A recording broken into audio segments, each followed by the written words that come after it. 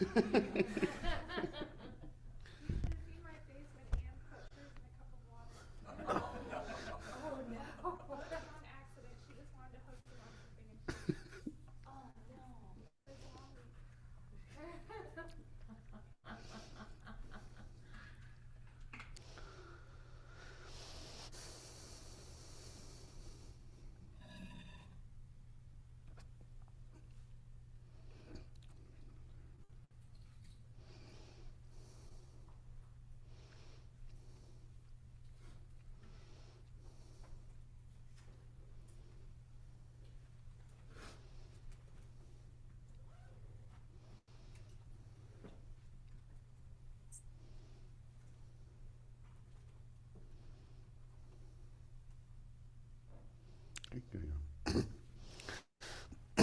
Good morning, everyone. My name is Jason Cox. Welcome to Dawn Mountain, a Tibetan Buddhist temple. I'm one of the student leaders that rotates for Sunday meditation.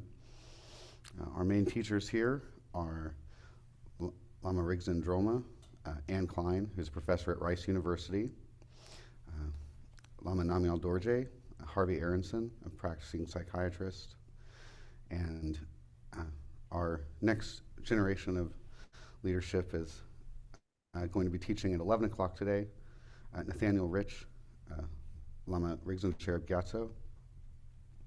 You'll get to hear from him directly. And our guiding teacher is still in Tibet, Adzam Rinpoche. The practice we're going to do this morning was conveyed to us by Adzam Rinpoche. We're going to alternate two meditations, one a mindfulness of breathing. We're going to alternate that with a chant. When we chant, we'll say the syllable hum twice in one breath, something like hum, hum. And we can do that at our own pace. The mindfulness of breath sessions will be around 3 or 4 minutes. The chanting sessions will be about a minute and a half or 2 minutes. We'll alternate that a few times. We'll also read briefly from Pema Chodron's book, Comfortable with Uncertainty. And we open this meditation first with a recognition that what we want is to be happy, to feel fulfilled, and that we're not alone in that. That's the aspiration of all people and indeed all sentient beings. So we'll begin by reading and making a heartfelt effort to bring into reality this aspiration. So if you'll read with me. May all beings always have happiness and its causes. May all beings always be free of pain and its causes. May all beings always be pain-free and live happily. May no beings ever cling to those near nor spurn those far. For as long as space abides, as long as the world remains, just so long may I be there, resolving all beings' pain.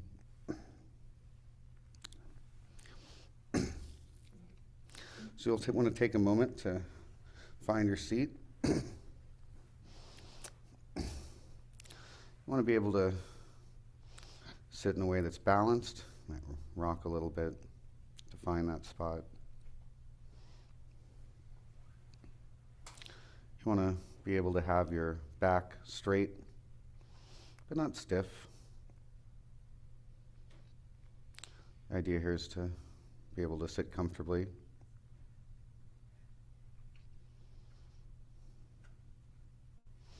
You can have your eyes open or closed. If you have them open, they can be looking in an unfocused way. If you to the ground a few feet in front of you.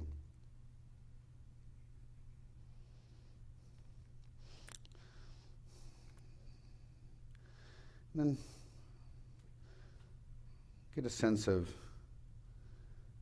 how tense or relaxed your shoulders are. To the extent you can, relax those. And indeed, you can relax your whole body. You can go through your arms, hands, your belly, your legs, feet, even your head and your face. Just release any tension you're holding there. And we can do this in part because we have the support of our skeletal structure. It allows us to relax those muscles, still sit straight.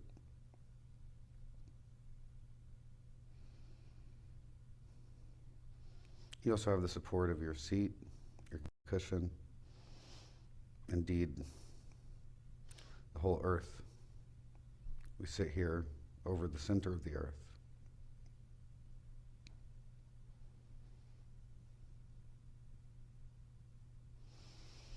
You can also feel into or imagine a column of energy running in front of your spine from the base of your seat through the crown of your head.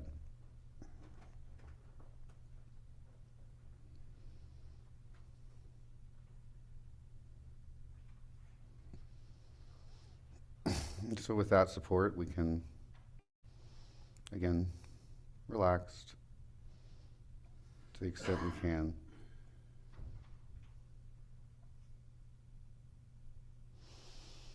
We can turn our attention to the breath. We can pick a spot, maybe the tip of our nostrils, maybe the center of your chest, or in your belly, spot a couple finger widths underneath the navel and inside, not some laser point, but that general area.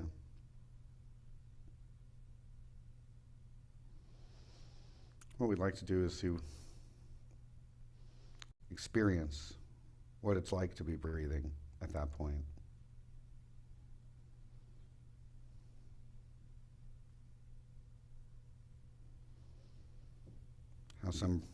When a breath is long or when a breath is short,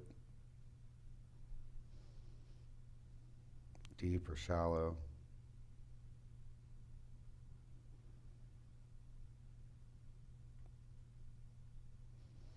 How the temperature of the in-breath and the out-breath differ.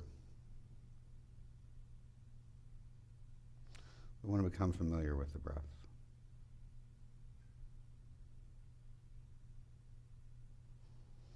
So putting our attention on this spot,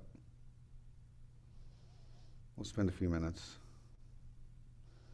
feeling into what it's like to breathe right now, this time.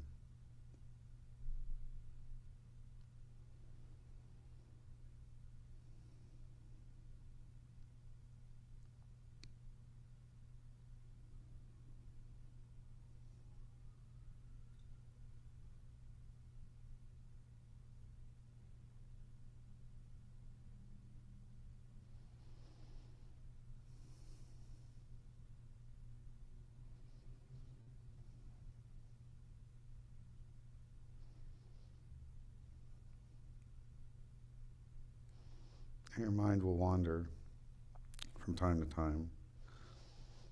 That's fine. In those cases, just label that thought distraction. You can Then gently guide your attention back to the breath. We'll do this a few minutes.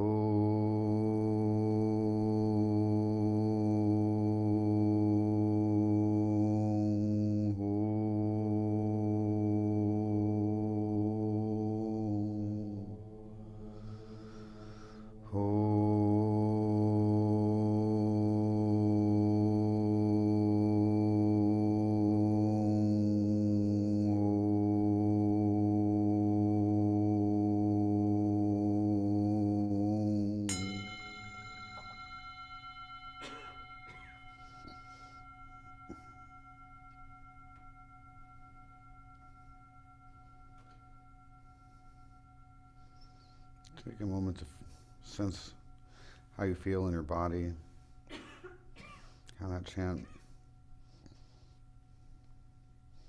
before and after may be a little different.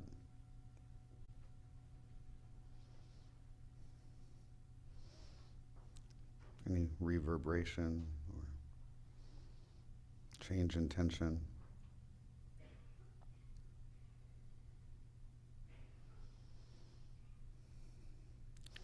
Then turn your attention back to that spot you've chosen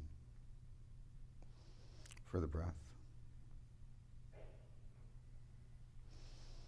And with gentleness and curiosity, feel what it's like this time.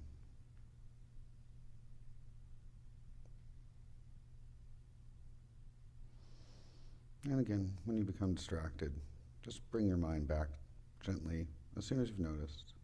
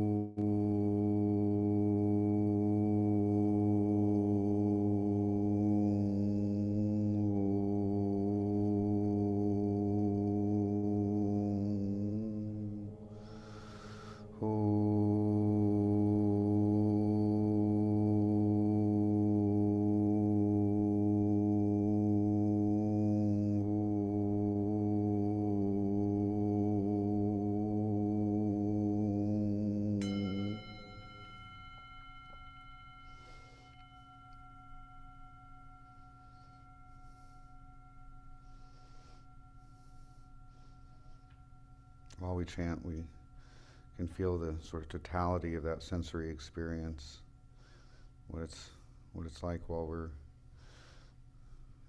you know, with our breath, with the body, vibration, with the sound, the feeling.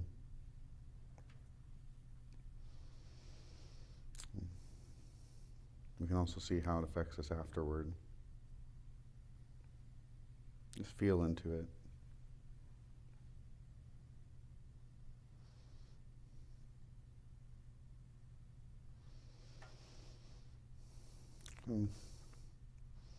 Focus back on the breath at that spot.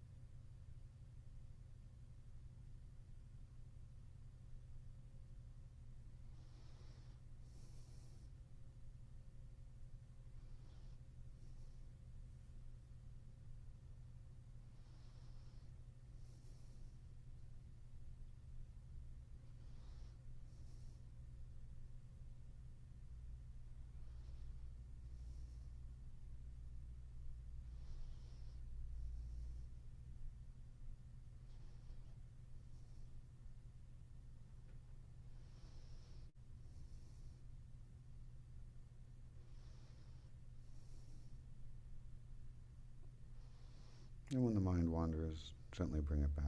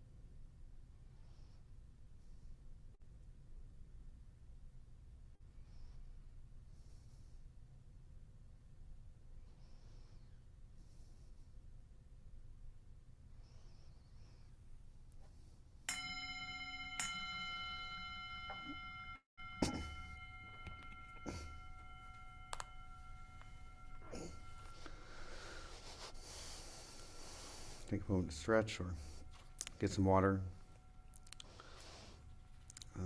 while we read and discuss the chapter, I'm going to pass around the Book of Names. We'll read this and dedicate the merit of our practice to all sentient beings, and especially to those in this book at the end of the session today. I somehow lost my book in the car, as far as I can tell. And it's a fiat, so that really shouldn't be very possible.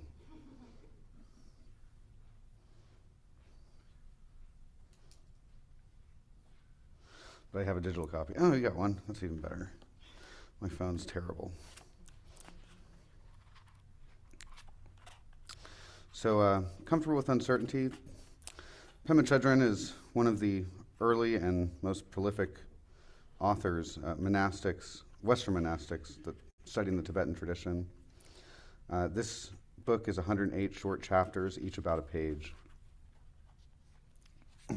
Today's chapter is chapter 16, the Dharma. The Dharma, the Buddhist teaching, is about letting go of the storyline and opening to what is, to the people in our life, to the situation we're in, to our thoughts, to our emotions. We have a certain life, and whatever life we're in is a vehicle for waking up. Often, we hear the teaching so subjectively that we think we're being told what is true and what is false. But the Dharma never tells us what is true or what is false. It just encourages us to find out for ourselves. However, because we have to use words, we make statements. For example, we say, the everyday practice is simply to develop complete acceptance of all situations, emotions, and people. That sounds like to do this is what's true, and not to do this would be false. But that's not what it means. What it means is that we could find out for ourselves what is true and what is false. Try to live that way and see what happens. You'll come up against all your doubts and fears and hopes, and you'll grapple with that. When you start to live that way, with that sense of, what does this really mean? You'll find it quite interesting. After a while, you forget that you're even asking the question. You just practice meditation, where you just live your life, and you have insight, a fresh take on what is true. And insight comes suddenly, as though you've been wandering around in the dark, and someone switches on all the lights and reveals a palace. It's been there all along. It feels as if we've discovered something that no one else ever knew, and yet it's completely straightforward and simple.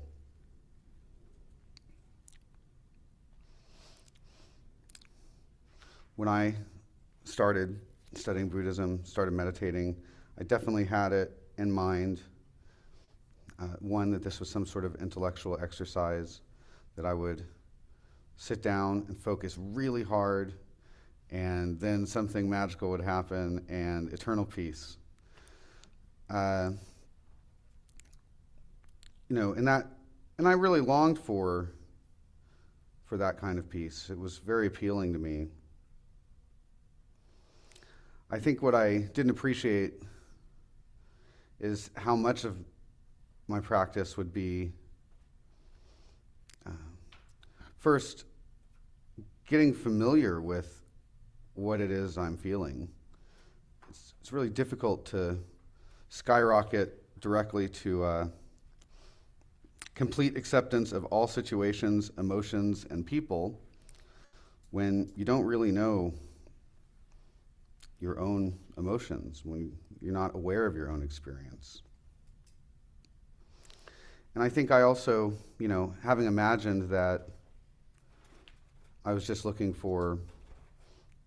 to find that peace, I also didn't appreciate how much of my practice would be experiencing and rolling with and coming to accept that full range of emotional experience.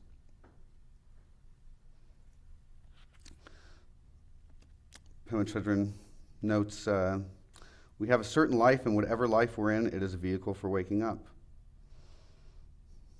And that's because, we don't only get insight from the times where the mind is quiet or calm.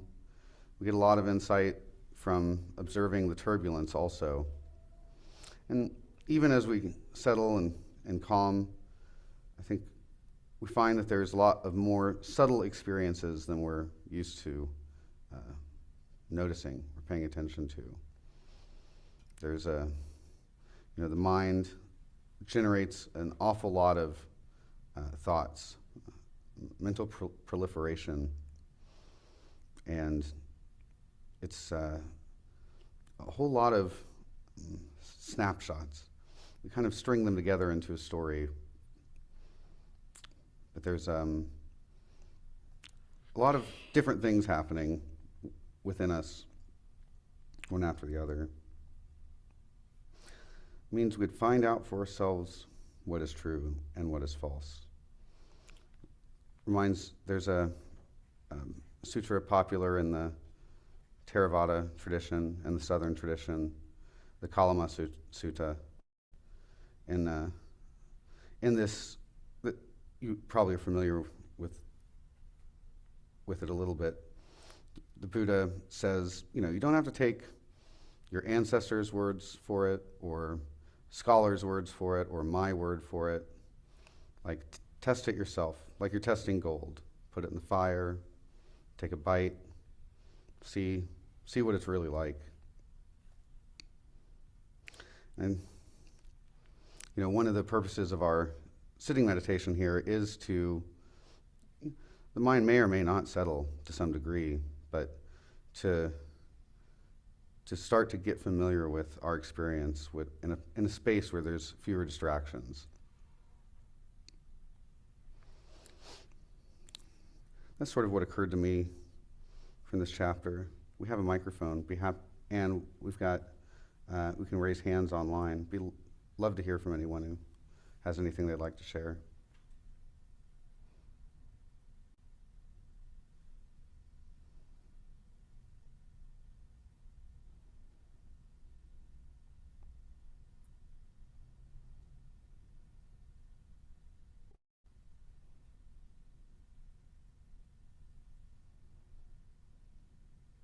Yes, we've got Emily will pin you here. Can you hear me, everyone? Sure Hi. can. Hi. I'm grateful to be here virtually from Tennessee. One of the things that I often do is intellectualize, and in a lot of times reflecting back on transformational periods of my life, I've tried to outsmart things. um, and as I am again in a spiralic, tremendously difficult time, I am learning that I know nothing. And um, I guess that's all. I think that for me right now, the most important thing is just staying present in my body and remembering that regardless of my IQ, I know very little. That's all. Appreciate that, Emily.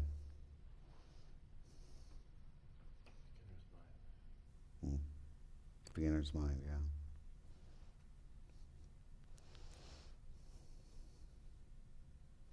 I'd like to share something. I don't know how to raise the hand. I'm sorry.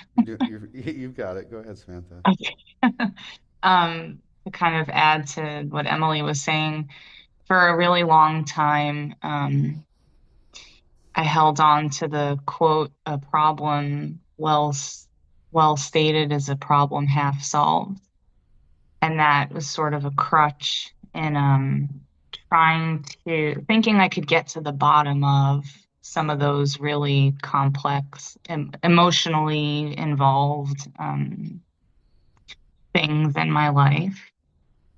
And the result is that I would map out all of these interrelationships and what she said and he said and how I felt. And at the end, I was just exhausted. And there was no clear path of a solution, for some of those things that a lot of these things I think that we meditate for are not, you can't treat them like technical problems. And I've learned that uh, in many ways. And so here it's nice to just, well, nice. It's an interesting experience to practice letting be what is, and then just seeing like what those feelings are, just feeling all the feelings and identifying the feelings, not in a technical way to get to the bottom of it, but just to let it be and give it space. Um, so that's what I wanted to share. Thanks. Appreciate that, Samantha. It's lovely.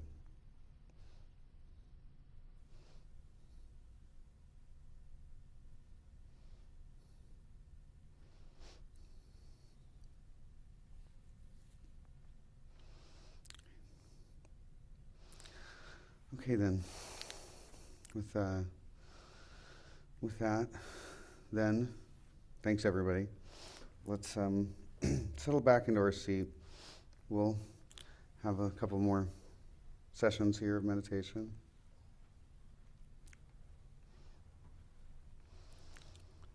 Again, find your balance, your support.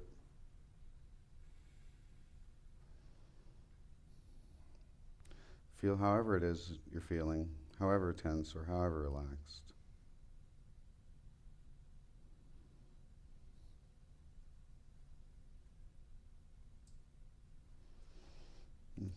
Turn our attention back to the breath.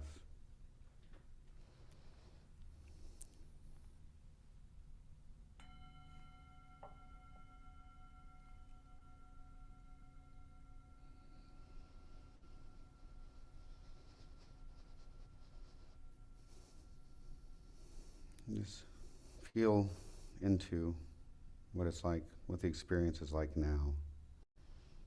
Again, not intellectualize it, but feel however it is you're feeling now, with that focus on the breath.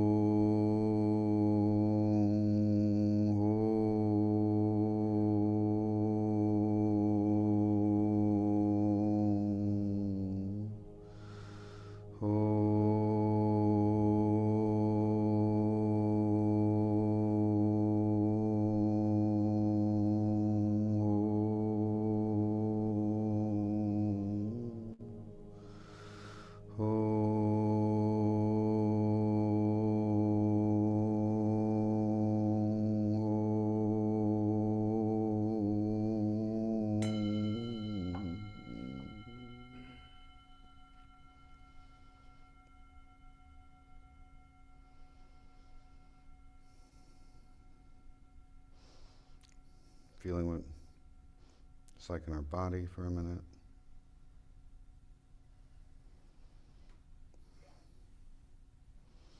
And back to the breath, how that moves the body.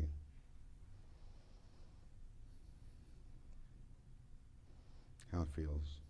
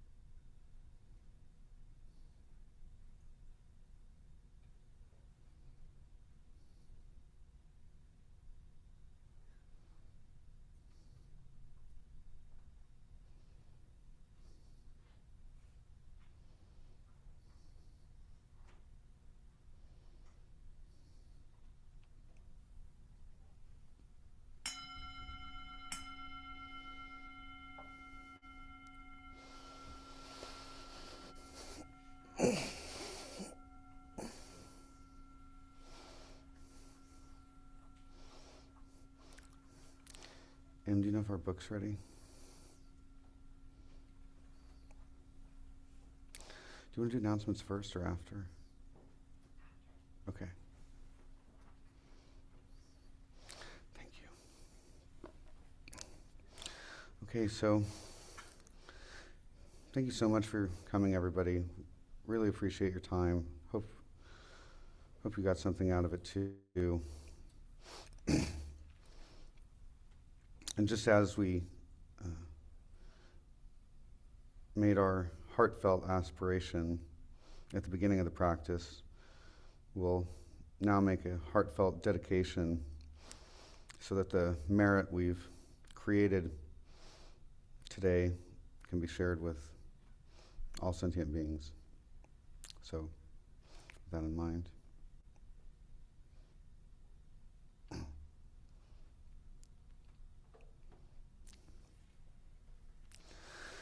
By this good may I swiftly once become a great guru, lead all beings, everyone, to reach to that very ground.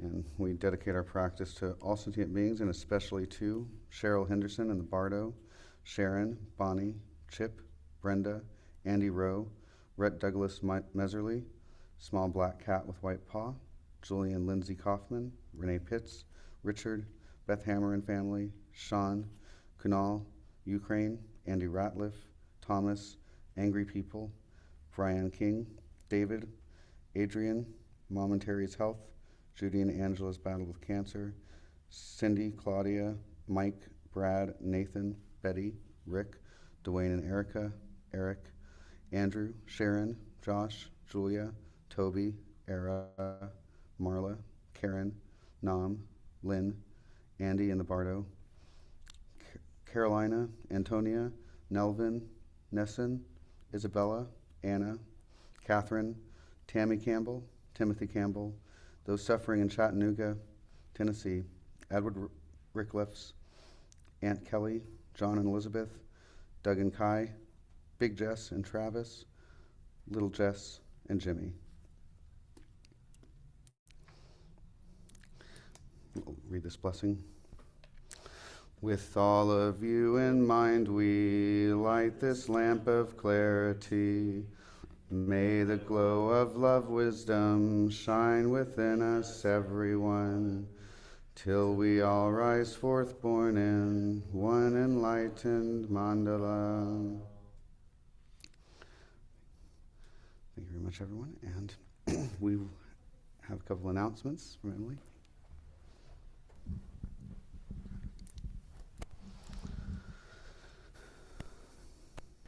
Yeah, so in a few minutes here, oh my goodness. Uh-oh, let me get out the way. In a few minutes here, Nathaniel will join us virtually, and he's going to teach on giving and giving away, which is generosity and letting go. We felt it was very appropriate for the holidays. We have a community challenge starting tomorrow. It's on a WhatsApp group. We're going to post a document every day that is a short reading and reflection for the community, and it's a 12-day challenge with the 6 paramitas. So there's 2 days spent on each paramita. It's free to join. It's one of our groups on our WhatsApp. If you're here in person and you need help joining, please ask. I'll help you. You can also email me and I'll help you get on the group. On January 4th, our first Sunday in January, we'll have our local meal again, and Nathaniel will teach on intention setting with the paramitas. I'm also very excited about that teaching. In February, we will have our Dzogchen Cycles Losar retreat, February 20th through the 22nd. That's part of our Dzogchen Cycles program. It is Seeing to Being Part 2, so it's going to be a very good retreat. And we're also going to have our Losar potluck, community potluck, on Saturday the 21st after the retreat is done for the day. So those are some things to look forward to. Thank you. Thanks, and we have a couple minutes here. Nathaniel will start at 11. It's 10:51, so feel free to stretch your legs a little, socialize if you feel like it, and we'll see you guys soon. Thanks. Thank you, Jason. That was a wonderful session. Oh, that's flattering. Thank you. Oh, well. Thanks, Jason.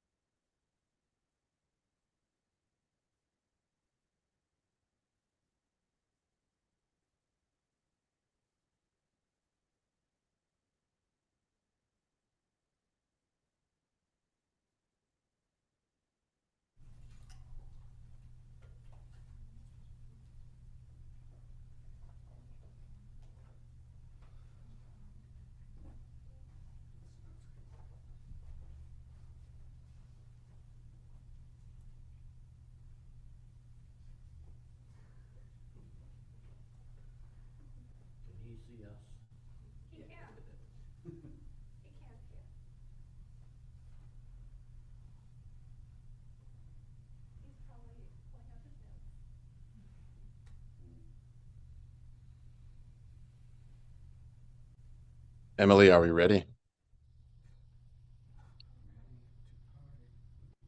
Yes. Okay.